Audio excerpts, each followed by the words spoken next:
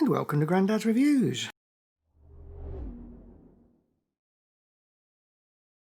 In this video I'm going to carry on my theme of looking at using Canon EF lenses on your Fuji cameras. Using the Fringer EF-FX Pro 2 adapter in the main part, first off I'm going to try is a bit of vlogging. Now normally I use the 18-55 to vlog with, or one of my more favourite ones for vlogging in is the 15-45 XC lens, which, because it's a light and it goes a little bit wider than the 18, is quite handy for vlogging. So those two are my main two vlogging lenses. Both these lenses have OIS, Optical Image Stabilization. So what we're going to have a look at is how well do these stabilize, but also what I've been trying out recently is this Canon. This is the 10-18, very light, and that's stabilized as well. So what I'm thinking of doing is comparing this for vlogging against the other two. So we'll go out, we'll do some tests, and then we'll see what we get and see what conclusion we come to. So let's go out. Right, so now outside, I'm going to have to carry out the tests in the courtyard I actually live in, being as we're still in lockdown in the UK. So what I'm going to do first is the vlog test. So I've got here the 15-45. We're shooting at 25 frames per second in 4K, shutters at 50th, ISO I've set at auto, so hopefully that'll compensate for a few things. I've got the HDMI overlay out, so I'm recording what the camera's seeing. So if we go into the Q menu, you'll see they've got eye and face detect on. And if we go into the main menu, you'll see that I've got IS off. So I've got no optical image stabilization on at all. That's completely off. So that's what the first walk I'm going to do. And then I'm going to switch OIS back on. We'll do a second walk. Got some tricky light, and it's dark, it's light, and we'll see how the face and eye detect go. So let's get the first one started. And this is the first walk, no OIS. It's quite a heavy setup with the screen on the top, but we'll walk down. So I'm going to keep them all at f11. The light's really all over the place. I don't want to put an ND filter on. So this is OIS off. So we'll walk down to the corner.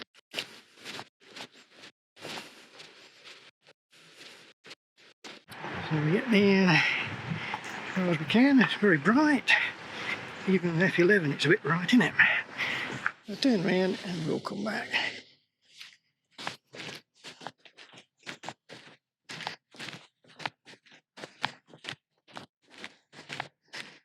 And there seems to be a track in the eye.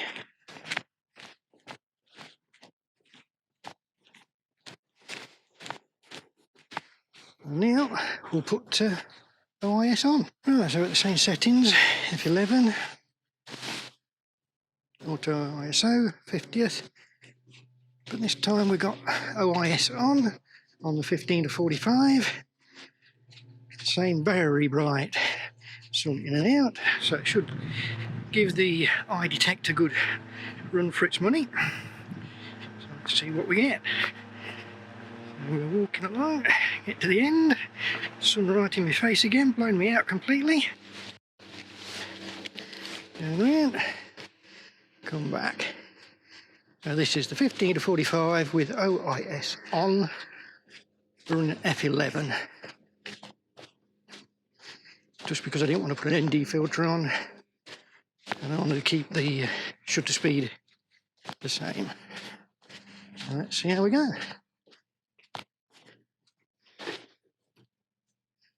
Right, I'll swap lenses. Yeah, so we're running the 18-55 now. Got iron face detector on. Got OIS off. So we'll walk down, walk back, see how we get on. So this is OIS off on the 18-55. Then we'll get blown out by the sun. But we'll see how it goes. Walking out, should get blown out again, yep. Even on F11, I say no ND filter, so I just wanted to see. Didn't want to put anything in there just to make any difference. So walking back, no OIS, and we'll see how it looks. Face and eye detect. Get into the close to it. There we go. So what we'll do now is we'll put OIS on, and now we've got OIS on. We'll do the same walk, same lens, same settings, F11, 50th of a second, bright sunlight, blasted into the face, see if it will lose my eye. We'll see how steady it looks. Right to the end, and we'll give it a turn. And we'll come back. So now we've got the sun behind us, so it should make it difficult to the eye detect. A lot of flare. Make it as difficult as possible, shall we? Here we go. So the 18-55, F11, 18mm, OIS on. So there we get. Right, let's change to Canon. Alright, so here we are now, running the Canon EF-FX 10-18. I've got it at 18mm. We've got same settings, F11, 50th, auto. We've got stabilisation off. So we'll walk down with the stabilisation off, see what it gets. And this is the Canon zoom 10-18 at 18mm. Iron face detector on, continuous autofocus obviously. And we've got light blasting into us. Turn around, come back, and see what we get.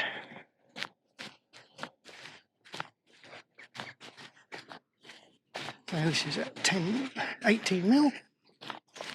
With IS off. And we'll see what we get. So right, let's stick stabilisation on. See what we get this time. Same test again. 18mm, light in the face. This lens is a little bit lighter than the 18-55. We'll see what it does. When we get to the end, turn, come back. All the same settings. We'll just see how stable it is.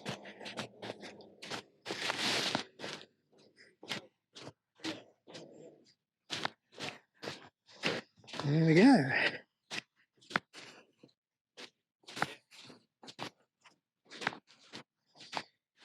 Right, so that was the 10-18 by Canon. And I'll have to have a look on the computer and see how it turned out.